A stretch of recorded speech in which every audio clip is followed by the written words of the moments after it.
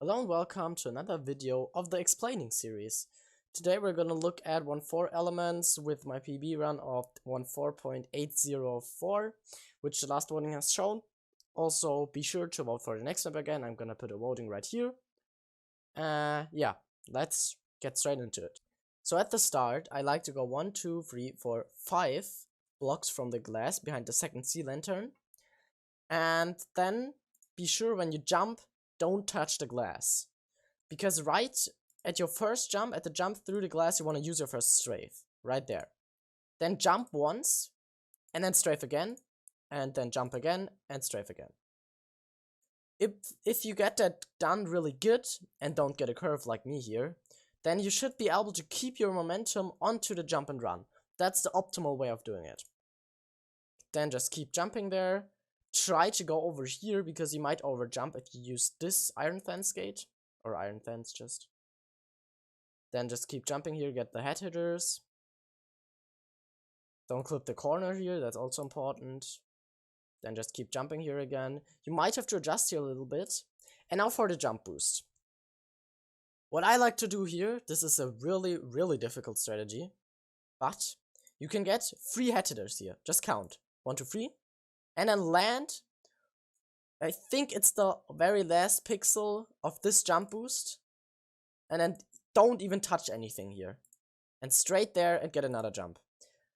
That's a really hard strategy. But it saves a lot of time. So it might be really helpful with the 1.4 run. But yeah. The important thing is that you get 3 head hitters. Just count again. 1, 2, 3. And then land on the try to land as far to the water as possible, but don't jump into the water. That's really hard. If you get 2 head hitters, you can't do that strat. It's not possible then.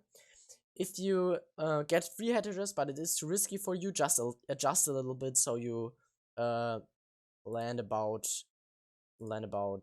here or something. That's also possible. Then you just clip this thing right there, like usual, and then just fall down. That's also possible. If you do that, make sure to go between these 2 blocks so you can land into the portal. And if you land on the slimes, make sure to press space, because if not, you'll just bounce up, and that, of course, that loses you a horrible amount of time, and it you can't get 1.4 with that anymore. Then jump over that, keep jumping here. You might want to adjust so that you can keep jumping onto the jump and run right there.